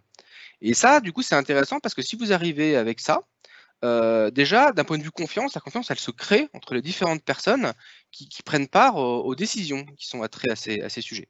Et la confiance, ça se construit, donc ça nécessite d'avoir du coup une compréhension dans les 2 sens. À la fois une compréhension sur les besoins techniques par, vos décisionnaires derrière, vos parties prenantes, mais aussi du coup, dans la création de la cible, des réalités fonctionnelles et business pour essayer d'adresser du coup un sujet technique avec l'étoile polaire la plus, avec la meilleure valeur, derrière. Un autre point, on en a parlé un petit peu tout à l'heure, c'est le partage des données entre les 2 applications. Donc quand on veut partager des données, ce qu'on a fait au début, c'est des API synchrones, comme j'ai au début quand on avait 3 équipes. Et parfois du coup, c'est incontournable, d'appeler un service pour pouvoir faire quelque chose parce que vous ne pouvez pas le faire, de manière asynchrone. Mais sinon, vous pouvez du coup le traiter de manière asynchrone et alors ça, c'est quelque chose qu'on a mis en place il y a, à peu près 1 an et demi. C'est de répliquer du coup, des informations localement en fait dans des applications. Donc on utilise Azure Service Bus pour ça, avec, la brique, messaging. Donc ce qu'on fait, c'est que quand on a une information à partager, on va partager, cette information via un DTO et ce DTO, il est mis dans un nugget et grâce à une des briques de notre framework commun, on va pouvoir, envoyer, un message avec ces informations-là, donc créer un DTO et l'envoyer et on va pouvoir, attendre et le réceptionner en fait dans une autre application. Donc ça dans le code, je vais vous montrer un peu de code, comment on l'a fait. Donc vous voyez ici, on va avoir en bas un service, qui du coup est attrait à tout ce qui est la problématique des organizational units, donc en gros c'est des sociétés chez nous. Et là-dessus, on va avoir une application qui va vouloir dire: «Bah, voilà, telle société a été créée, elle s'appelle fou».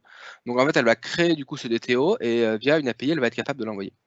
Et de l'autre côté, on va avoir des handlers, donc dans d'autres applications, qui ont besoin d'avoir, cette information-là et elles vont du coup réceptionner, du coup le message et être capables du coup de stocker par exemple cette nouvelle société créée localement. Et ça, du coup, c'est intéressant parce que ça évite comme ça à l'application, qui, dans ce cas de figure-là, réceptionne l'info, de devoir aller requêter l'application qui l'a, au besoin. Elle va en fait simplement aller piocher localement dans sa base. Donc ça, ce qui est intéressant aussi par rapport à ça, c'est que, dans ça, donc on va utiliser du coup le mécanisme de topic et de souscription, dans Azure Service Bus. Donc on va avoir un topic pour l'application qui va aller on dit qu'elle maîtrise ces données, donc en gros, c'est elle qui est responsable en fait de sa cohérence et qui a le dernier mot. Et après, on va créer autant de souscriptions d'applications qui veulent la répliquer partiellement. Et donc du coup, via ce framework-là, alors plusieurs choses intéressantes, c'est que déjà, on peut gérer le versionning des messages, puisque du coup, si vous voulez, rajouter une V3 ou une V4, il suffit de créer un nouveau DTO. Vous pouvez le mettre à jour du coup dans votre nugget. Vous avez un typage fort aussi, qui sert aussi de doc et finalement, vous pouvez le rendre via des interfaces assez agnostiques de l'implémentation d'Azure Service Bus, pardon. Et donc évidemment, c'est aussi un moyen d'échange, puisque quand vous allez créer ce DTO-là, vous allez avoir par exemple 2 squads qui ont besoin d'échanger des informations. Et du coup, le contenu de ça va pouvoir aussi être discuté sur le nommage, le contenu, les commentaires qu'il va y avoir sur ces DTO. Pourquoi vous avez besoin de telle info, à quoi elle vous sert, etc. Donc ça sert aussi de point d'échange. Vu qu'on utilise du coup du messaging asynchrone, on a eu aussi des besoins autour de ça. Donc un besoin autour d'Azure Service Bus, c'est ce qu'on a appelé le projet Mécano. Déjà, on a eu besoin de pouvoir envoyer via des API des messages typés. Donc au lieu de l'envoyer par code, c'est de pouvoir l'envoyer via un Swagger. Donc on a créé une appli en fait qui permet de récupérer tous ces nuggets là, qui génère un Swagger, et grâce à ça, vous allez pouvoir envoyer telle nouvelle société a été créée. Donc ça c'est souvent assez utile quand vous voulez par exemple faire des tests pour vous assurer que telle application est capable de bien traiter tel type de message. Donc ça déjà c'est intéressant. Autre point qui manque un peu, c'est l'historisation des échanges dans Azure Service Bus. Et donc du coup, on a aussi une partie qui nous permet de pouvoir savoir quelle application finalement a consommé tel message, quelle application a envoyé tel message avec quel contenu, à quel moment, et ça nous permet de faire un petit peu de monitoring sur les échanges qu'il y a entre les applications. Donc voilà, peut-être qu'un jour on aura le graphe en temps réel des échanges un peu à la Netflix entre les services, mais bon, pour l'instant, voilà ce qu'on a sur ce projet. Donc maintenant, on va parler juste un petit peu du futur. Donc en 2021, donc pour nous, la croissance, elle continue. Donc ça veut dire améliorer l'autonomie. Donc c'est continuer dans la trajectoire qu'on a commencé à entreprendre, notamment et qu'on a accéléré cette dernière année. C'est revoir éventuellement les périmètres applicatifs, puisqu'on s'est aperçu que avec l'event storming, ça pouvait nous apporter quand même pas mal. On a vu pas mal d'intérêt avec ce type d'outil-là pour redécouper, prédécouper.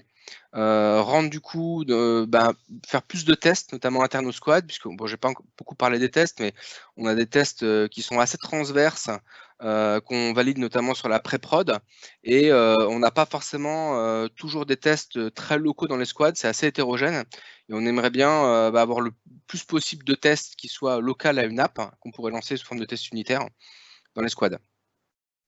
On est en train de mettre en place du coup aussi Sonar Cloud. Donc c'est un outil pour avoir, bon, vous connaissez, c'est Sonar Cube. Et ça, c'est pour avoir aussi des métriques quand on fait notamment les suivis tech ou sur la qualité, etc. C'est pour avoir un peu plus que du ressenti quand on parle de la qualité technique. En 2021, on a aussi pas mal de challenges fonctionnels qui arrivent. J'ai un petit peu parlé tout à l'heure de nos applications, mais grosso modo, on a des synergies avec notre filiale Isia qui sont en train de se créer. On a des partenaires pour créer du multi-configurateur, pour créer de la 3D. On travaille sur de la réalité augmentée. On aimerait bien intégrer l'utilisateur final en tant qu'acteur dans nos systèmes, donc du B2B2C, chose qu'on ne fait pas aujourd'hui. On a aussi toute la migration progressive de Prodevie qui est en train d'arriver. La stratégie, ça va être tous nos clients lourds, donc c'est 18 000 utilisateurs aujourd'hui sur Prodevie qui sont encore beaucoup sur le client lourd. Voilà, on voudrait les connecter pour qu'ils puissent commencer à créer des produits dans le web plutôt que localement, déporter leurs données dans le cloud pour pouvoir les retrouver par exemple dans le web plutôt que de les stocker localement dans leur base. Donc on a pas mal d'enjeux un peu en termes de volume aussi là-dessus. Et puis du coup, on est en train d'aller à l'international au niveau européen, parce qu'on a beaucoup de choses aussi à faire. Donc ça, on a commencé à créer, on a des ingénieurs aussi qui sont notamment bilingues, etc. Donc c'est des choses qu'on est en train de faire. Autre point, vu qu'on est, alors j'ai mis 6 squads, je pense qu'on doit être à 8 maintenant. Donc c'est aussi faire des économies d'échelle. Pour ça, on a créé un poste DevOps à temps plein. Donc ça aussi, c'est un besoin. Aujourd'hui, chaque squad gère son périmètre et apprend un peu sur le tas et se maintient un peu à jour sur cet aspect-là, l'aspect purement Ops. Et donc du coup, ça, c'est quelque chose qu'on a ouvert. On a besoin aussi d'avoir aussi beaucoup plus de monitoring, des métriques. C'est des choses sur lesquelles on n'a pas encore beaucoup de choses. Alors on utilise pas mal Application Insight, mais on aimerait bien aller plus loin, avoir quelque chose de consolidé. Ça, on l'a pas encore. Autre point, en tant qu'éditeur de logiciels, vu qu'on développe, ce qu'on développe, c'est pour nous-mêmes, on doit absolument gérer les problématiques d'obsolescence. On a encore quelques applications qui sont en IaaS, dans des VM. Bon, elles sont dans Azure, mais elles sont sur un modèle VM. On aimerait bien les basculer sur des modèles PaaS, voire pourquoi pas des conteneurs après. On a encore quelques applications en .NET Full, peu, mais du coup, on est en train de les migrer progressivement en .NET Core.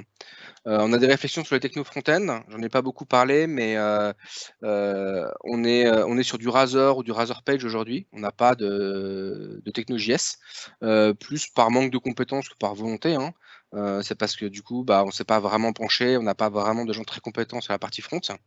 Donc c'est un vaste sujet. Et puis du coup, bon, en front, on aimerait bien aussi faire des choses aussi plus sympas. Et vu qu'on était plutôt sur du B2C, c'est vrai qu'on n'a pas été beaucoup challengé sur l'aspect front. Et puis un dernier point, notre stack de sécu aujourd'hui, donc tout ce qui est OTAN et droit, elle est basée sur ASP.NET Membership et on est en train de migrer vers de l'OpenO2, de l'OpenID Connect. Ça, c'est un sujet technique qui du coup impacte beaucoup de monde, enfin beaucoup de squads. Il y a des impacts partout.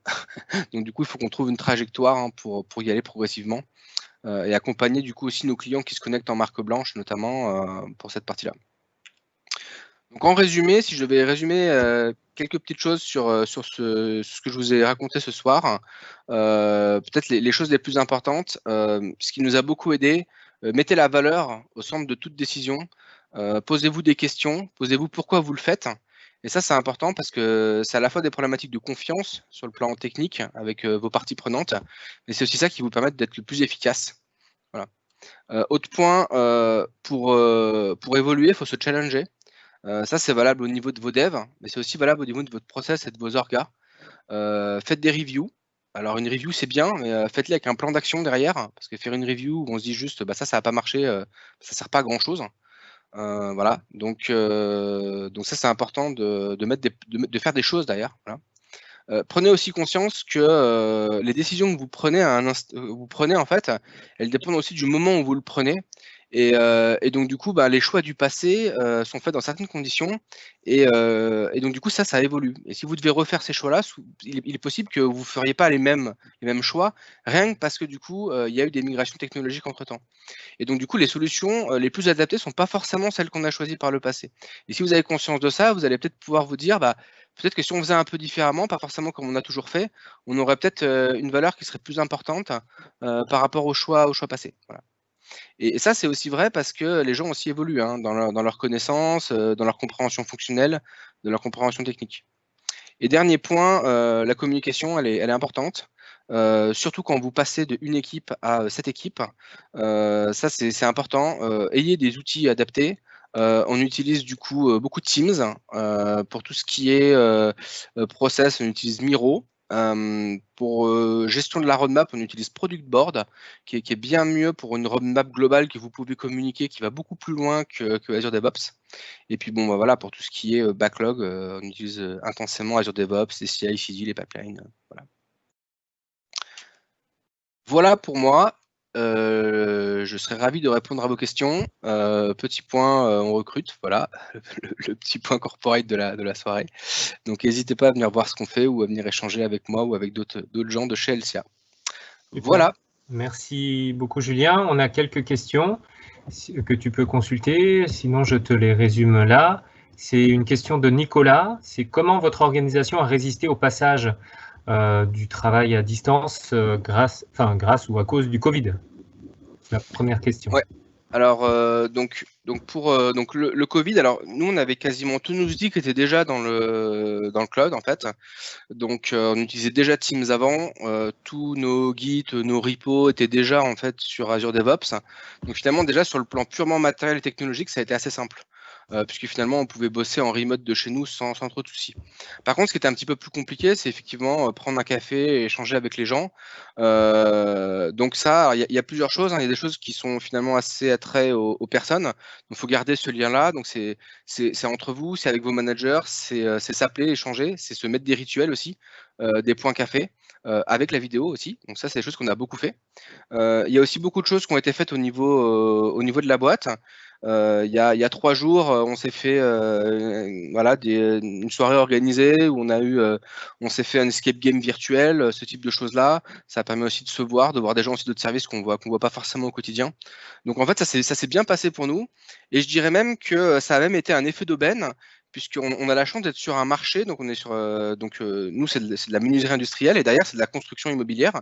Et en fait, la construction immobilière, contrairement par exemple à l'aéronautique, ça a très très bien résisté à la crise du Covid. Et donc du coup, on a eu assez peu d'impact sur le plan business. je ne l'ai pas dit, on fait entre 10 et 15% de croissance en termes de chiffre d'affaires par an, et même là, on a dépassé les 10% cette année. Et donc, du coup, paradoxalement, sur le plan des recrutements, ça a même été bénéfique, puisqu'on a récupéré aussi un certain nombre de personnes qui se retrouvaient un peu sur le carreau, finalement, des freelances notamment. Et donc, du coup, on a plutôt eu un effet d'aubaine sur le recrutement grâce au Covid. Voilà. Donc, on a pas mal recruté pendant le confinement.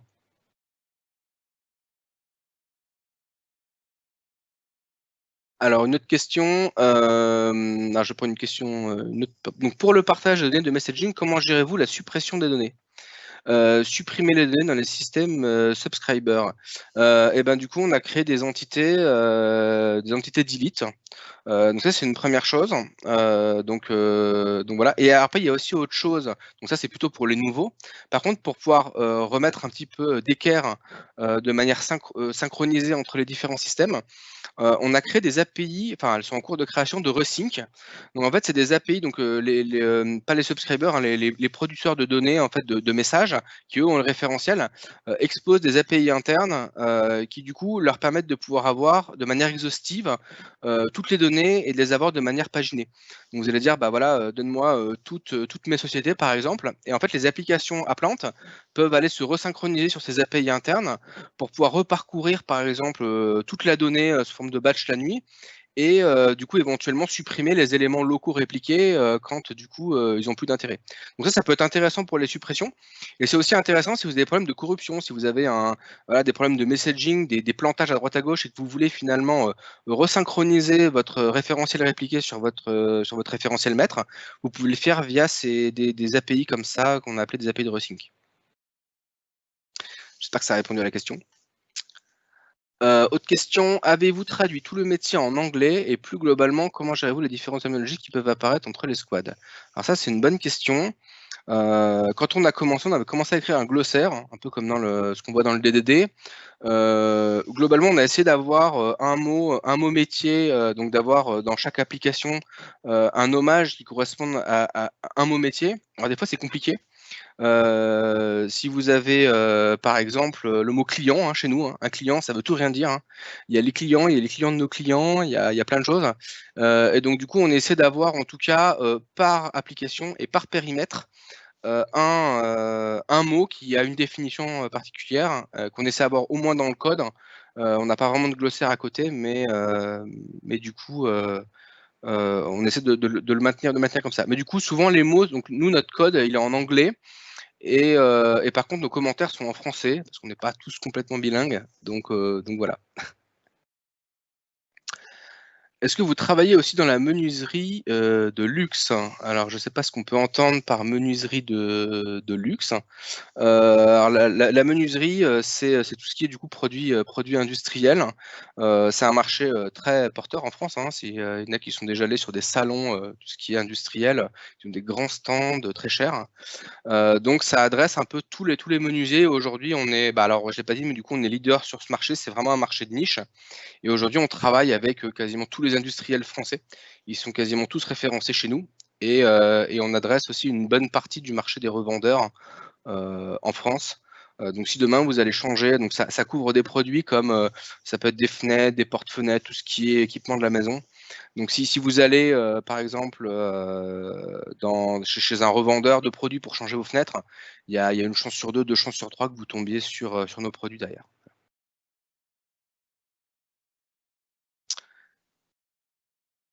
Ce configurateur se connecte-t-il à des SI des clients? Alors c'est plutôt l'inverse. Aujourd'hui, notre configurateur, c'est plutôt les SI des clients qui nous intègrent. Donc je vais vous donner un exemple. Par exemple, vous avez alors le problématique de ce monde-là, de ce configurateur métier, c'est que du coup c'est du sur-mesure et que tous les industriels font à peu près la même chose, mais ils font tous différemment. Ils ont tous des prix différents, ils ont tous des règles de gestion différentes. Et nous, notre force, c'est de pouvoir informatiser ça, on va dire rapidement. et ça évite de faire derrière du dev-sp par chaque industriel pour pouvoir avoir un outil informatique pour le faire. Et donc du coup, on a eu pas mal d'essais, hein, des gens qui se sont dit tiens, je vais monter un service dev où je vais sous-traiter à une ESN la création d'un configurateur comme ça. Et c'est assez difficilement maintenable, c'est très difficile de se comprendre. Donc du coup, souvent ces projets-là, ils coûtent vite très cher, hein, et ils sont vite difficiles à remanier et à maintenir. Donc nous, on propose un configurateur qu'on peut intégrer plutôt dans des produits. Donc soit on commercialise nos propres produits, soit on l'intègre dans d'autres produits.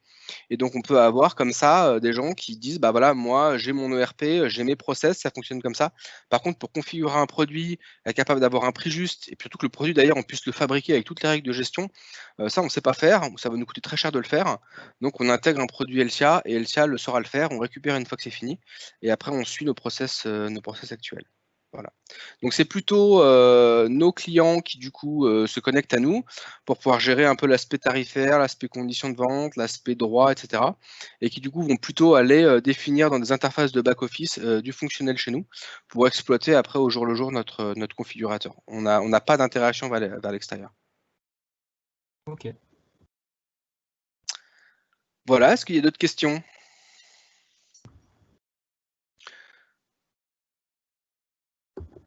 J'avais une question sur la partie service bus Azure que Oui. tu as utilisé. Est-ce que vous avez considéré tout ce qui était les WebSockets, qui n'étaient peut-être pas adaptés dans votre cas de figure? Non, pas encore. On n'a pas encore regardé. On n'a pas regardé. Okay.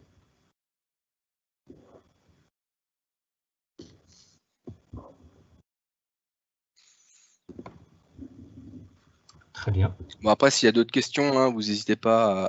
Si vous pouvez m'envoyer un mail ou sur LinkedIn, peu importe. Il n'y a pas de souci. Si vous voulez échanger sur des points particuliers. Tu peux modifier ta slide et mettre les coordonnées, si tu veux. Ouais, je peux peut-être modifier ma slide. Je repartage ta slide. Alors, hop.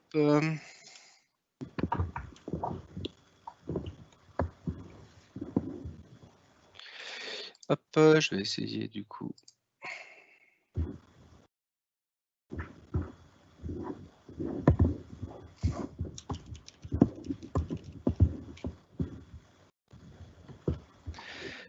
Hop.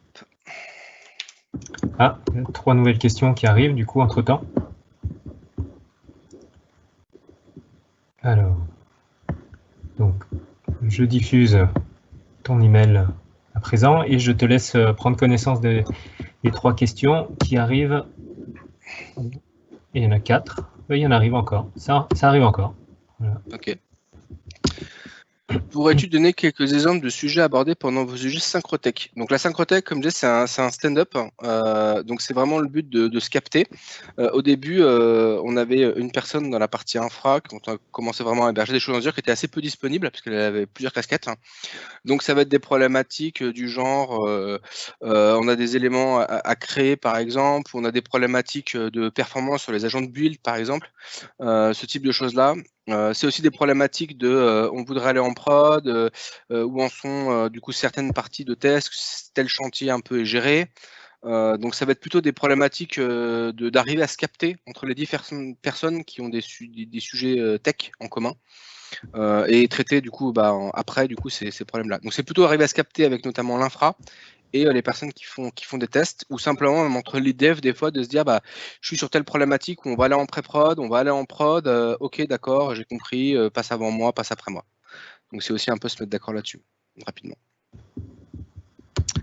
Comment gérez-vous la haute disponibilité des applications et des bases de données dans un environnement plutôt hétérogène techniquement? Alors, nos bases de données, on a du SQL Server et du SQL Azure. Et ça, du coup, on utilise du coup les PRA qu'on peut trouver du coup dans Azure. C'est plutôt le service infra qui gère ça. Sachant qu'on n'a pas de base répliquée, par exemple, entre plusieurs pays en cas de désastre, par exemple. On a considéré que pour l'instant, en tout cas, ça dépend en fait du business qu'il y a derrière. Plus le business va être important, plus on va être aussi challengé là-dessus. Mais en tout cas, aujourd'hui, c'est pas suffisamment important et on a considéré, donc toutes les nuits, on a des backups qui sont faits. Et on a considéré que toutes nos apps, on est capable du coup de les redéployer, on va dire, en un clic. et qu'au besoin, on était capable de restaurer les backups de la veille, donc avec une perte de 24 heures. Donc voilà, en cas de problème, ce qu'on fait aujourd'hui. Et je pense que ça, c'est des sujets qui vont être amenés à évoluer aussi dans le temps qui arrive, quoi. Alors, le CICD est géré par qui? Alors, le CICD est géré par les squads.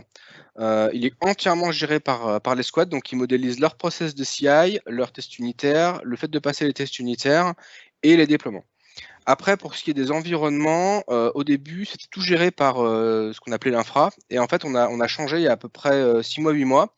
Et maintenant, tout ce qui est dev et int, c'est géré par notre service.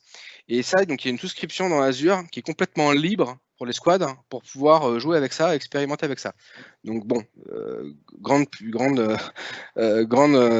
liberté, grande responsabilité, donc faut pas faire n'importe quoi.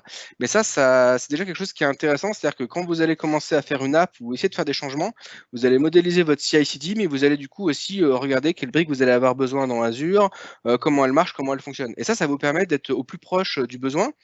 Et ça nécessite par contre pour les squads d'aller aussi toquer des fois à la porte de ceux qui ont une bien meilleure maîtrise, qui n'ont pas une casquette développeur, mais dans la partie infra en termes de coûts. Est-ce que je peux prendre ça? Est-ce que du coup il y a des problèmes de licence? Donc en fait, ça permet de provoquer une discussion. Et du coup, cette discussion-là, au lieu d'arriver très tard en disant j'ai besoin de ça, puis faire machine arrière, parce qu'on s'est aperçu que niveau carte bleue, ça marchait pas, et ben du coup, ça permet d'avoir la discussion plus tôt. Voilà. Donc les CI/CD maintenus et gérés par les squads. Alors, souvent, c'est les lead dev, mais on essaie le plus possible de faire tourner ça au niveau des devs. Et même là, en 2021, on a aussi des idées pour pouvoir dire les gens qui sont responsables de ça, c'est une casquette qui pourrait être tournante dans les squads pour arriver à monter en compétence là-dessus. Et même, du coup, les environnements du coup, peuvent être gérés par les squads, sous la responsabilité des squads, en dev et int. Et par contre, pour tout ce qui est prod, pré-prod, on a voulu les faire gérer par des personnes ailleurs avec des droits beaucoup plus restreints. Et c'est aussi eux qui sont garants que notre pré-prod, il n'y a pas des bidouilles un peu à la main, et qu'elle soit vraiment isolée et que du coup elle soit à l'image de la prod pour des problématiques de process et du fait de ne pas avoir d'écart. Voilà. Qui est responsable des coûts Azure? Donc là, c'est le service infra.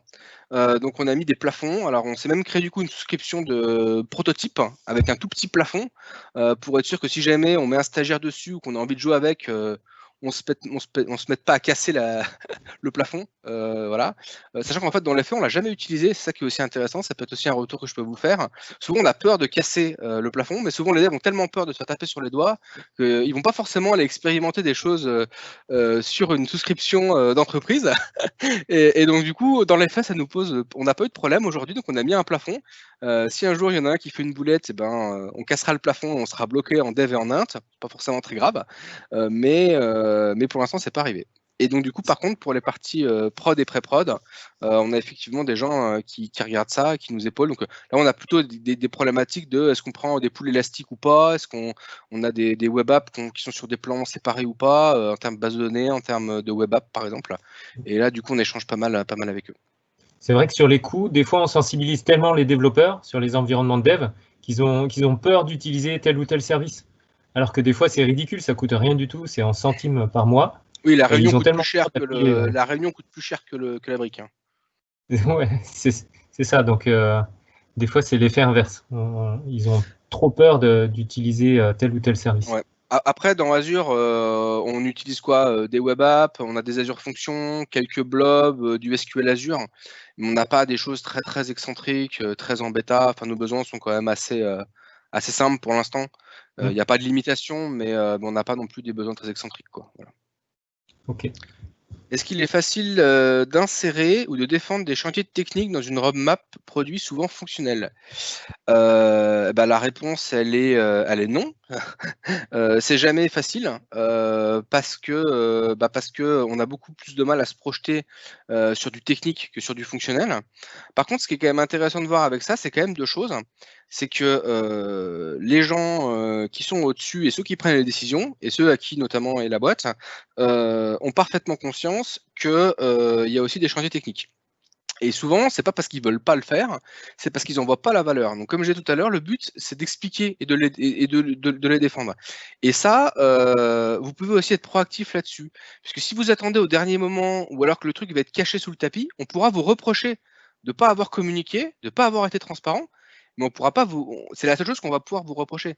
Par contre, si vous arrivez en disant, si vous répondez pas à ça, par exemple, ou à telle problématique, demain, on va pas être capable de pouvoir basculer tous nos utilisateurs, nos 18 000 utilisateurs dans le web. Par contre, en fait, vous remettez la décision et le chantier technique en fait au cœur de la valeur, et c'est comme ça que vous allez être capable de pouvoir les traiter, parce que vous allez être capable de dire, bah, du coup, c'est pas à moi de prendre la décision. Moi, ce que je peux juste, c'est te donner les cartes en main pour que tu puisses, toi, prendre la décision en connaissance de cause. Et est-ce que tu veux que demain, on ne puisse pas aller dans le web? Est-ce que tu veux que demain, on ne puisse pas adresser telle problématique? Parce que si on ne fait pas ça, on ne va pas pouvoir l'adresser. Et donc, du coup, finalement, ce n'est pas vous qui prenez la décision. C'est les personnes au-dessus qui prennent la décision. Et ce qu'il faut voir, c'est que ça, c'est comme dans les plannings.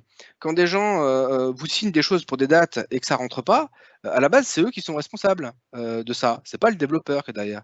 Donc, vous, la seule chose que vous pouvez faire, c'est être transparent là-dessus, les amener sur la table et surtout aussi essayer de les rendre les plus digestes possibles et de montrer les enjeux de la manière la plus honnête possible. Et c'est ça qui permet de détendre un peu et de faire comprendre. Et notamment, une chose intéressante, c'est que l'année dernière, et on va le refaire cette année, j'ai fait une présentation de tout ce qui est stratégie technique, les problèmes de dette technique, qu'est-ce qu'une dette technique, et ça, je l'ai fait au comité de direction. Et ça aussi, vous pouvez le faire aux gens derrière qui du coup prennent des décisions chez vous. Parce que leur donner, souvent les gens, ils le font, comme je dis, ils font avec les cartes qu'ils ont en main. Et s'ils le font, c'est pas forcément parce qu'ils vous en veulent. S'ils prennent des mauvaises décisions, c'est pas forcément parce qu'ils vous en veulent. C'est parce que forcément, ils comprennent pas vos problématiques. Et ça, du coup, si vous êtes proactif là-dessus, bah, ça se passe beaucoup mieux. Et du coup, ce lien de confiance, il se crée. Et plus vous allez le faire régulièrement, et plus vous allez être transparent par rapport à ça et expliquer finalement, plus en fait, il y a beaucoup moins de problèmes. Je dis pas qu'il n'y en a pas, mais il y en a beaucoup moins.